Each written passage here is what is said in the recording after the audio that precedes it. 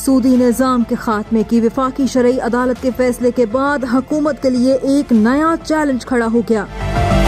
وفاقی شرعی عدالت نے 19 سال بعد درخواستوں پر فیصلہ سنایا، سودی نظام کو غیر شرعی قرار دے دیا۔ لیکن سوال یہ ہے کہ بینک اپنے صارف کو بغیر سود قرض کیوں فراہم کرے گا؟ حکومت وفاقی شرعی عدالت کے فیصلے پر 2027 کے آخر تک 100% عمل درآمد کے لیے کیا ممکن اقدامات کرے گی؟ سود سے پاک بینکنگ کا مطلب یہ نہیں کہ بینک بغیر منافع، بغیر نقصان کی بنیاد پر کام کرتا ہے۔ بینک عمومی طور پر قرض دینے والے کے طور پر کام کرتا ہے اور اس قرض پر منافع کماتا ہے۔ اسلامی بینکاری بنیادی طور پر حکومتی اثاثوں پر مشتمل ہوتی ہے۔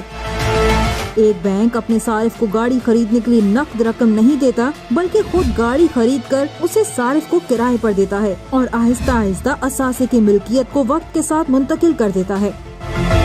دوسرے الفاظ میں بینک لیز دینے والا بن جاتا ہے اور صارف لیز لینے والا بن جاتا ہے۔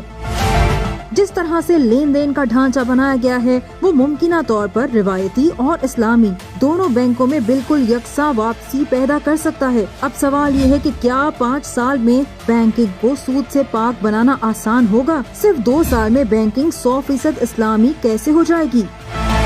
قرض دینے والے بینکوں کے لیے شاید بری خبر ہو، لیکن قرض لینے والے صارفین کے لیے تو یہ اچھی خبر ہے۔